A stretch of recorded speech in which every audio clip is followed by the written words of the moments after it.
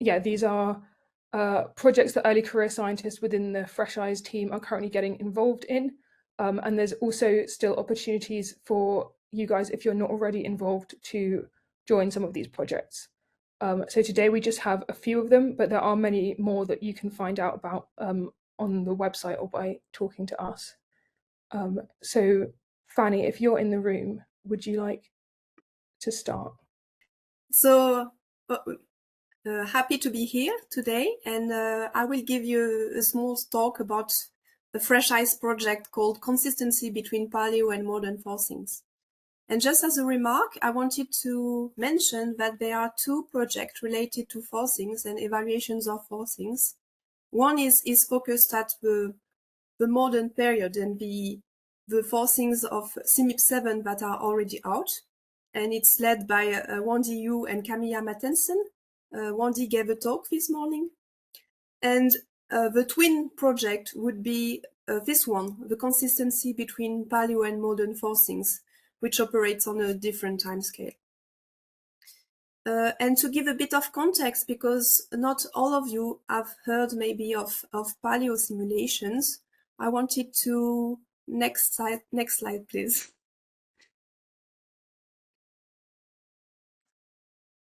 Yeah, I wanted to give you a bit of context about this paleo. It serves two objectives, basically, to do paleoclimate simulations. The first one is a bit technical. It's just to evaluate models using indirect observations of the past climates. And these models are typically tuned for present-day conditions, so just using the past brings them out of their comfort zone in a way, and gives us a better idea of their reliability, and in particular in the context of predicting the future climate. And the other goal is just a more fundamental perspective, so just better understanding the processes of the climate system and using the richness of the past. Because in recent climate, we have both warm and cold climates. For example, warm climates include the Eocene climate, the Pliocene, the Miocene, which are all PMIP simulations. There's also the last interglacial, which happened 127,000 years ago. And another extreme would be the last glacial climate maximum, which happened 21,000 years ago. We have data to constrain evaluations of models. And there are also interglacial climates which are more stable. For example, there are simulations of mid-Holocene and the last 1,000 years. And so when human societies basically settled and agriculture developed. All of these are target periods for a model intercomparison called PMIP. Next slide, please.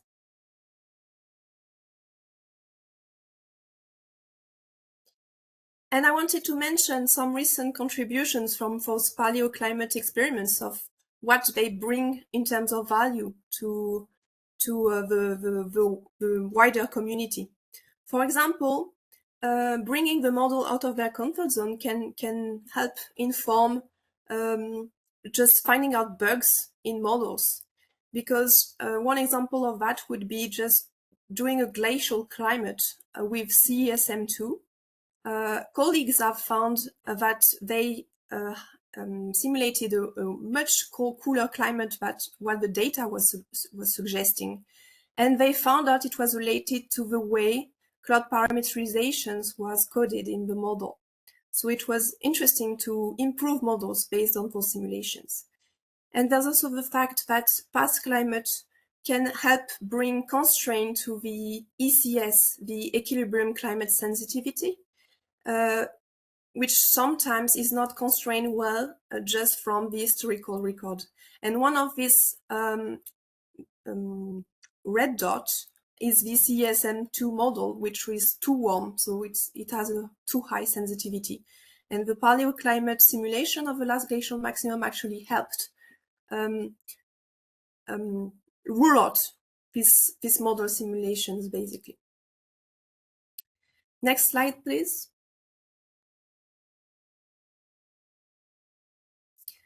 So paleoclimate simulations have some value in itself, but one thing that we have to consider is the importance of forcings, and especially consistent forcings across all of these time periods. The goal of this MIP paleoclimate modeling intercomparison project mentions forcings because it's the basic objective of it, to understand the response of a climate system to different type of forcings and document these different climate states, which are very different from the present day climates. So in this wheel, paleo is in the sector of response to forcing, indeed. But focusing on the question of forcings has actually many challenges. For one of them would be that this MIP is actually growing, with many experiments planned, with more in phase 7 of CMIP. Some of them have time overlaps, and there's an increasing demand for appropriate forcings when models are growing also more and more complex and need additional boundary conditions and forcings. So that would be one of the challenge, but there are others because different time periods are studied by different working groups and they all operate on different timelines. So it's a challenge to maintain communication and forcing consistency across all of that. There's also the fact that models are just not developed with the specific needs of paleoclimate modelers in mind, and some of the forcings are actually a technical challenge. So, for example, simulating a last glacial maximum with much wider high sheets needs we need to consider bathymetric change in the ocean, and this is a quite technical manipulation on the model grids. And finally, I would also like to say that some of the forcings are actually poorly constrained geologically, so there are uncertainties to take into account, and ideally to evaluate with different simulations, and in order to assess the impact of these uncertainties, basically. Next slide, please.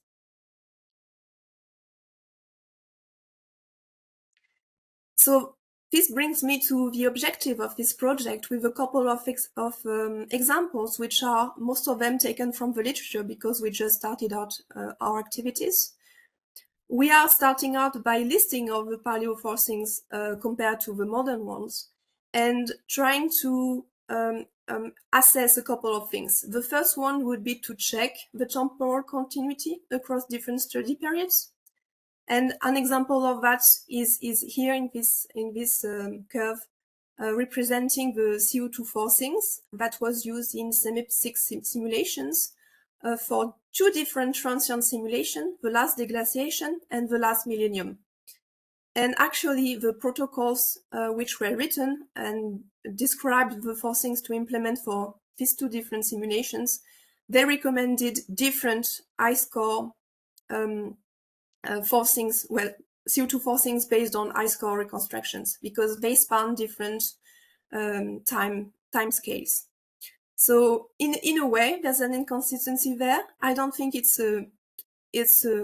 has much consequences, but and it's also difficult to avoid. But it shows us that there's value in checking these consistencies. Next slide, please.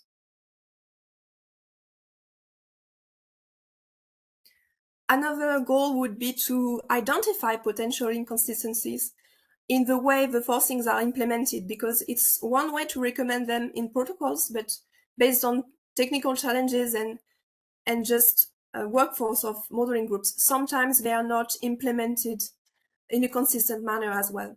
And I have two examples of that. One would be the meltwater forcing history that was implemented in models simulating the last deglaciation. And there's a figure showing how different it was across different models. And another one would be the ocean boundary conditions, so the bathymetry basically, which impacts the ocean volume and which is of importance for simulations with the carbon cycle. So this inconsistency were basically published in the recent literature. Next slide, please.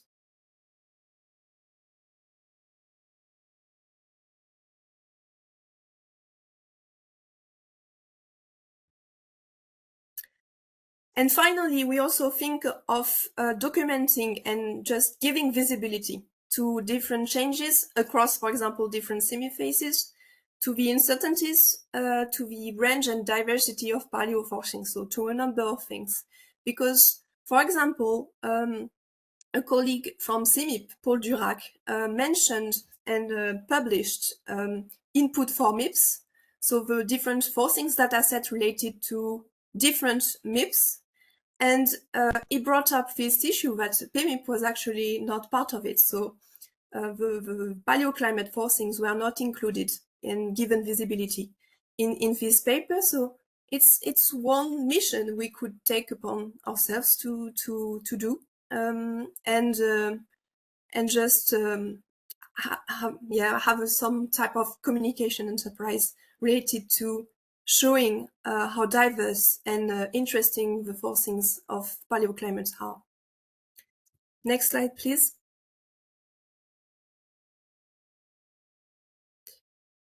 There's one type of forcings that that paleoclimate modelers are used to dealing with, which is the change of sea level due to ice sheets growing or just melting. And this is something that is not considered in models, even if in future simulations, sea level change would be 1 meter, 2 meter, maybe more, according to the time horizon which is considered.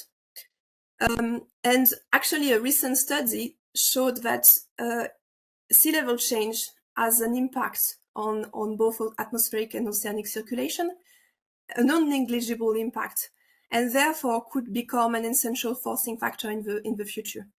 And for now, in models which are focusing on present-day conditions, it's not something that is implemented, but it's something that paleoclimate modelers have expertise dealing with.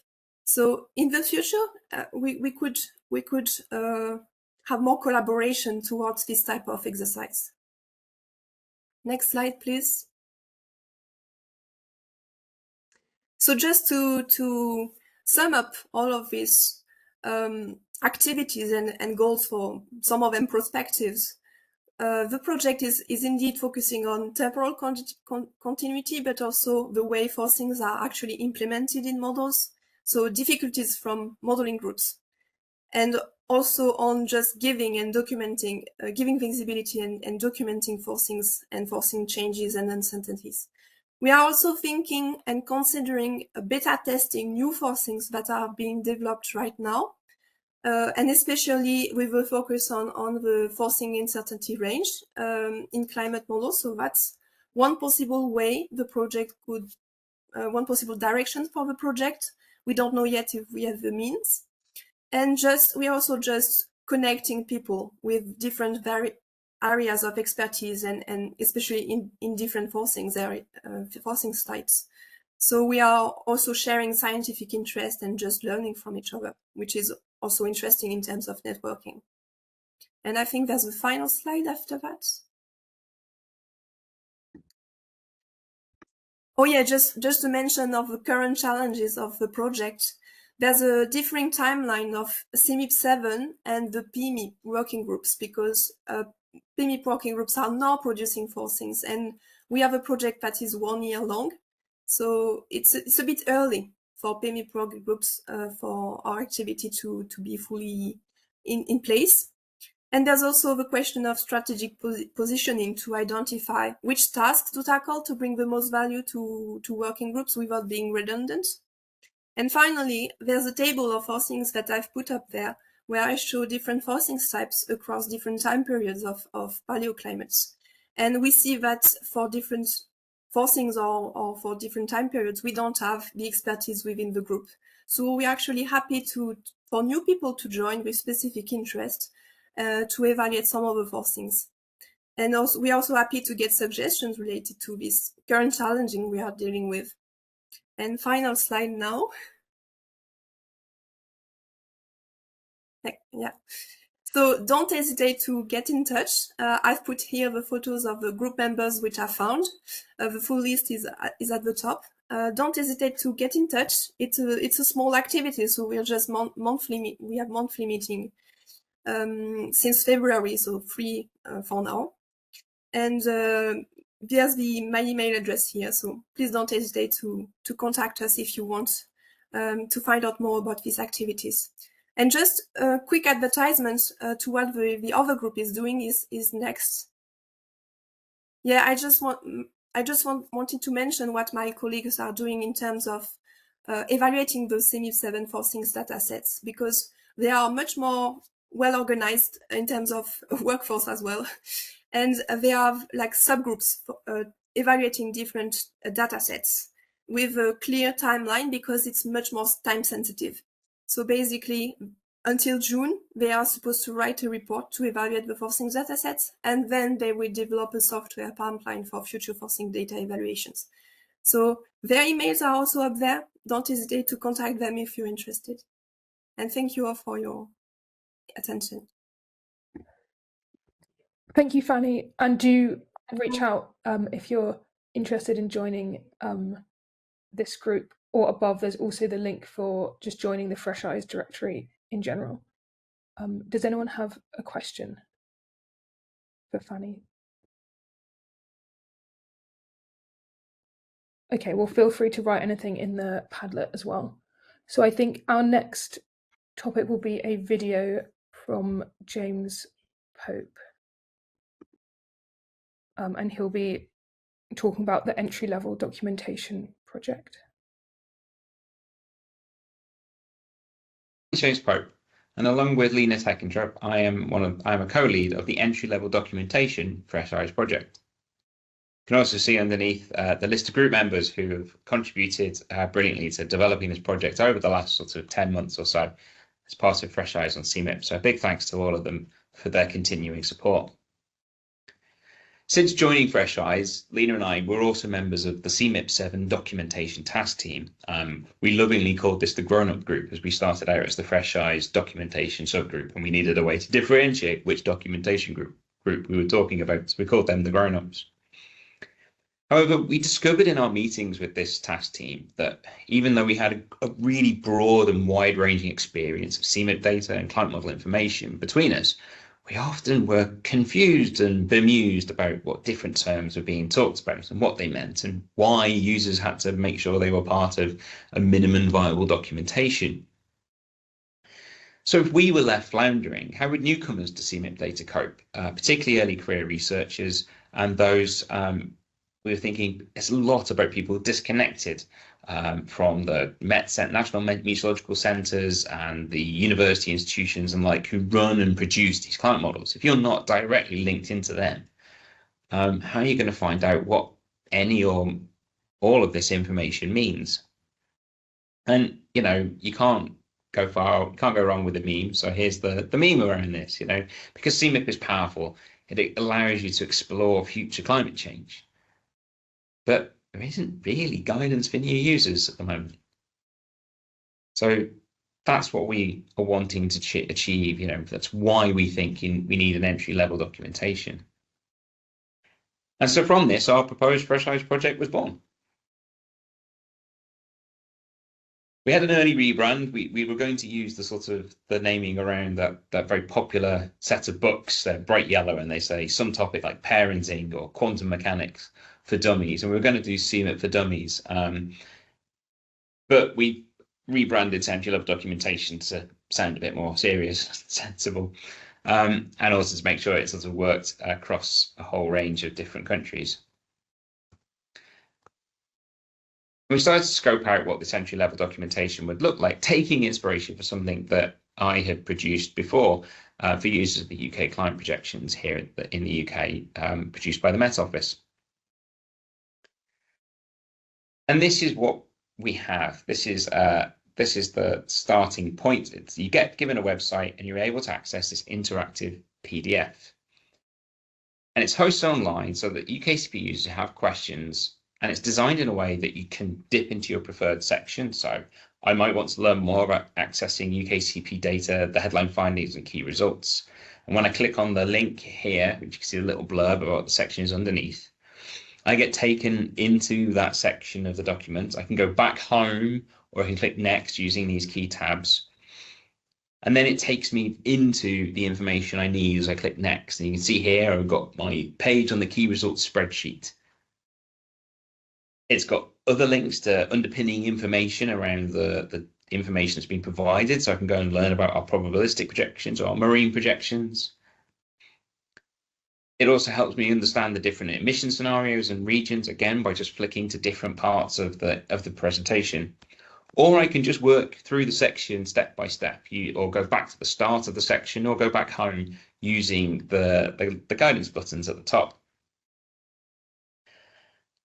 Or you can just work linearly through the guide from beginning to end.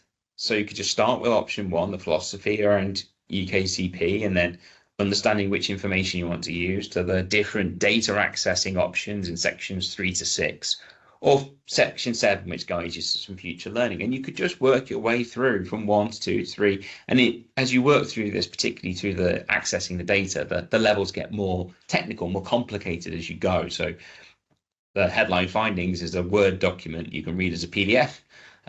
Option 6 is about downloading NetCDF outputs, but it allows your user to guide their way through. Now, I could build this based on years of engagement with UKCP users, exposures to the questions they had about the data sets, and also by observing and resolving common pitfalls of colleagues within and outside of the Met Office working with these data sets. They would come to me with their questions, or they would talk about the issues they were having, and I could provide solutions.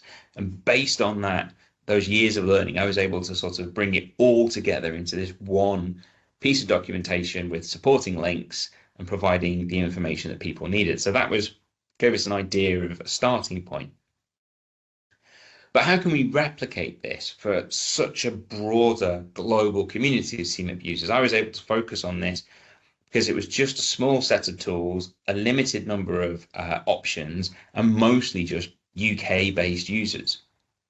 CMIP is global. It's massive. It's orders of magnitude bigger than UKCP is. So what we had to do is we have to go and find out. Because we had this idea in hand. We had a destination.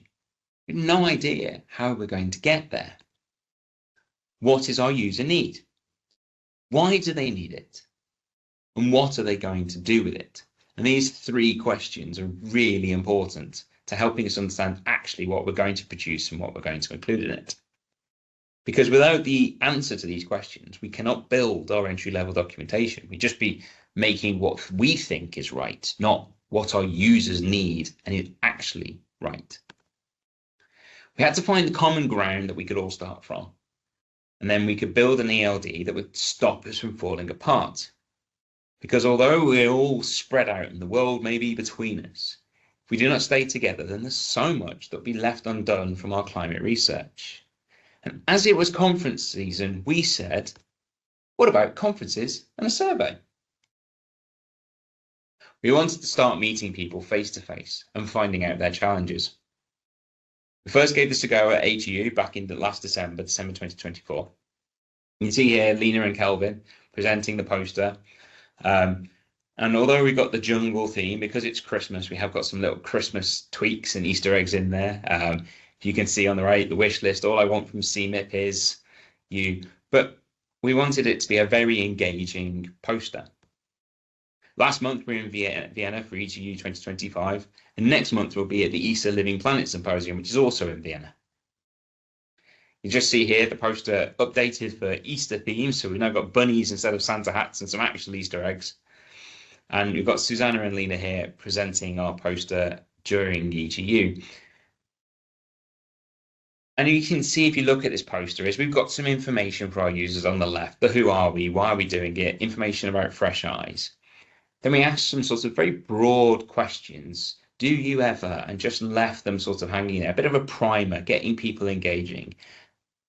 And then we just wanted people to know they weren't alone, that other people have these issues. Stuck on some pens, stuck on some post-it notes, and we just asked people to leave information for us. Put their answers on the board, let us know what their issues are. We also have a link to the survey, which I'll be touching on in a minute.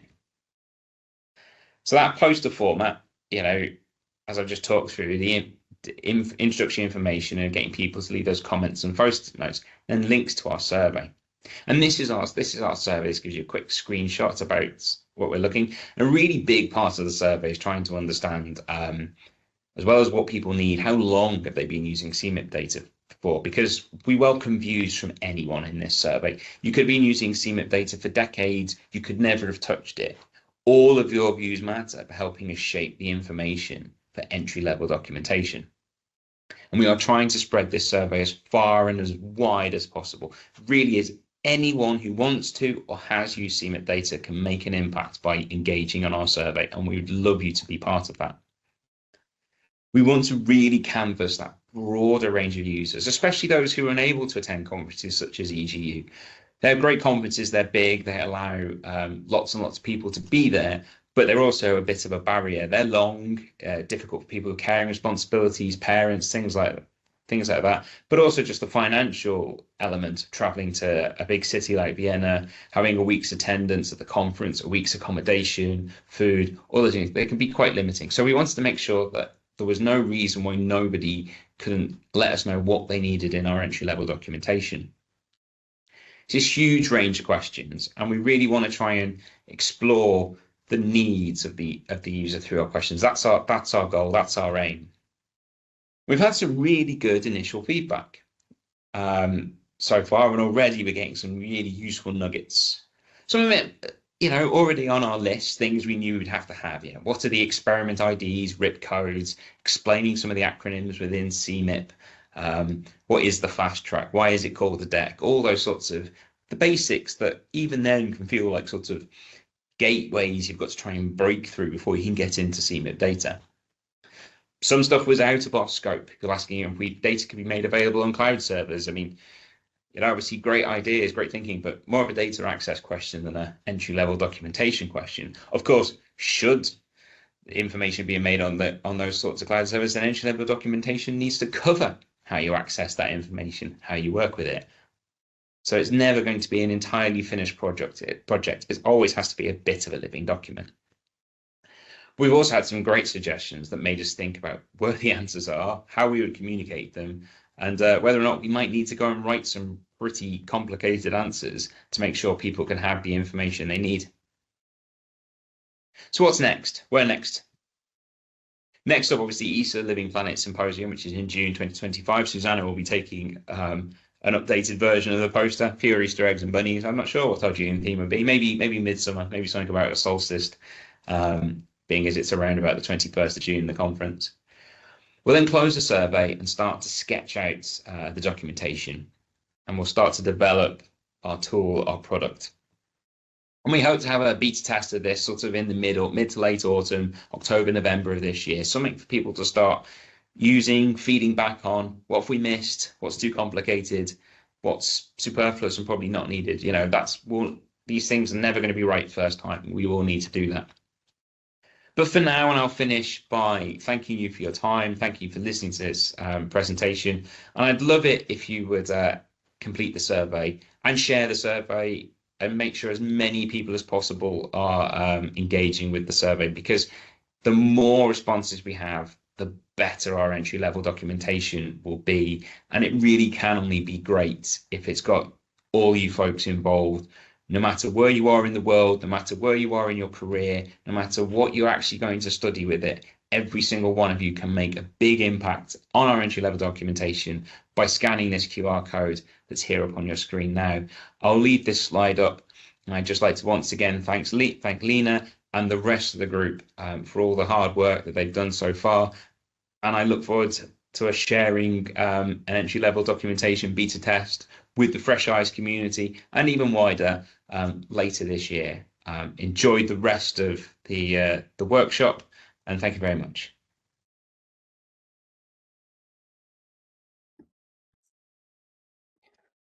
So Beth has also put a link to the presentation, to the survey in the chat if you didn't get a chance to scan during the video.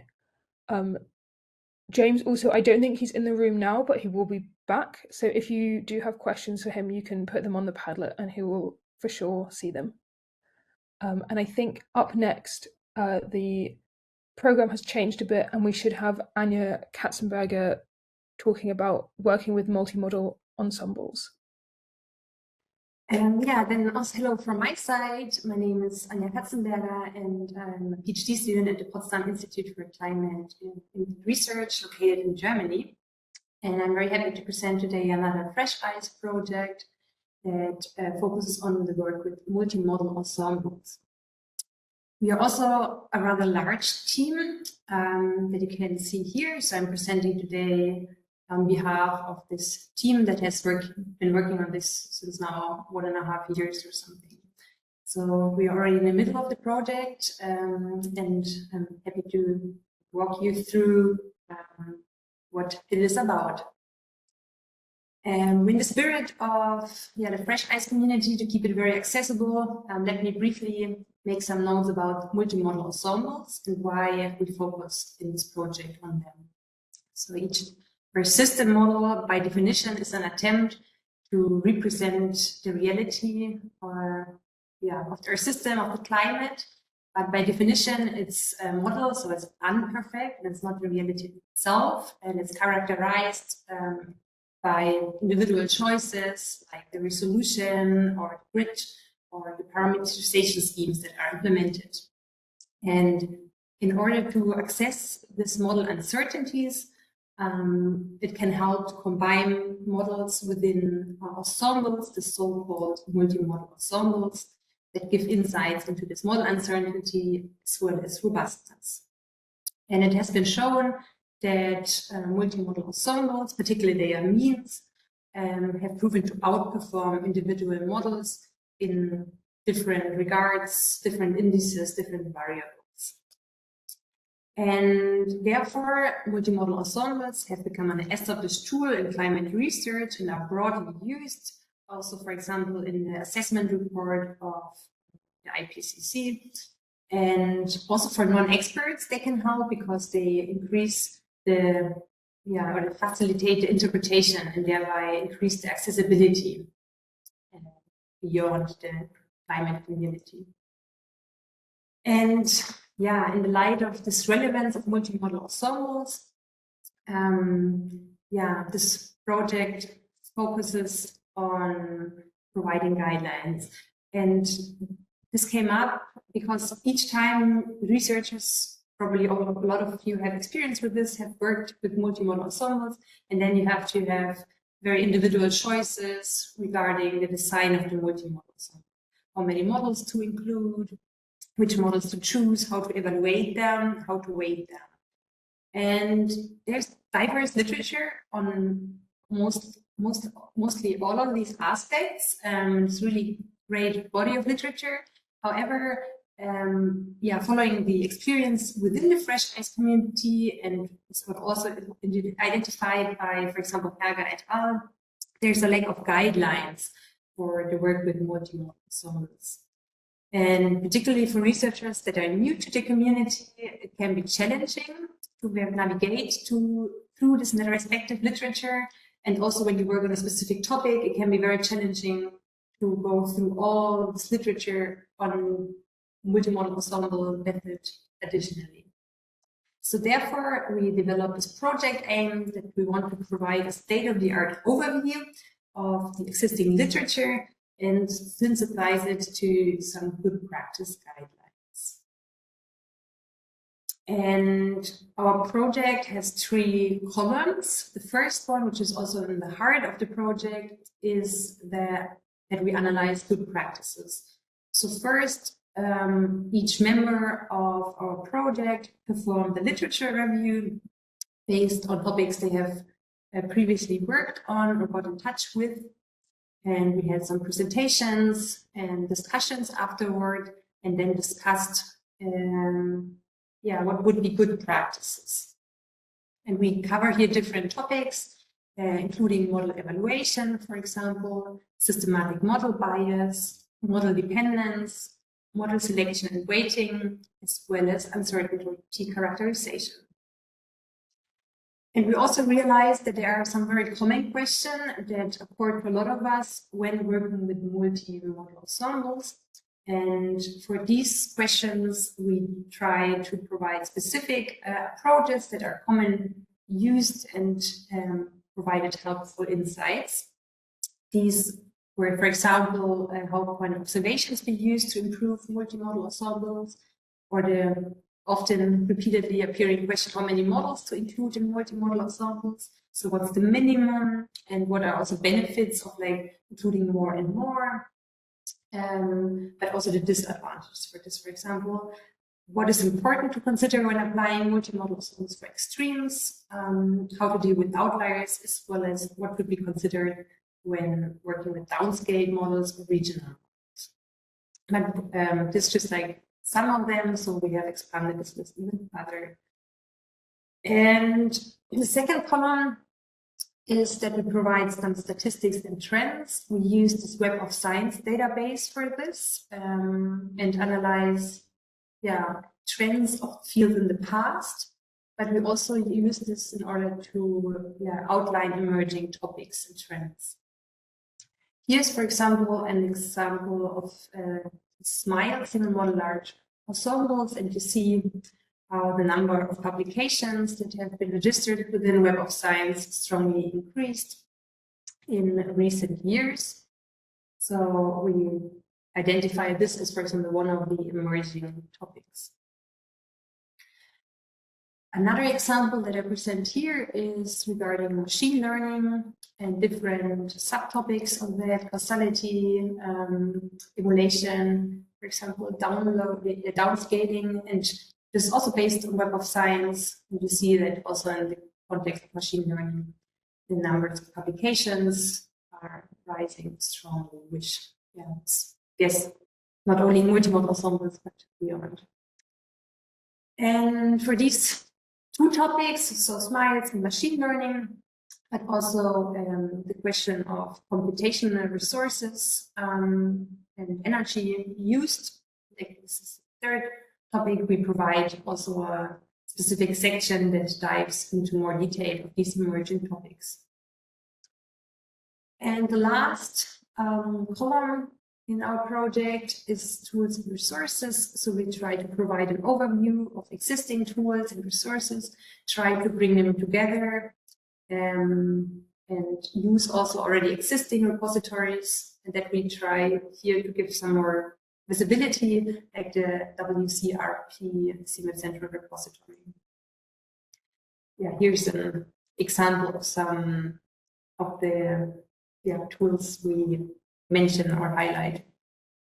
And that's it from my side. We currently finished the first draft and had an internal review of the manuscript. So right now we're in CMIP internal review and are expecting it then to submit it to our system dynamics. And also very happy to take any questions.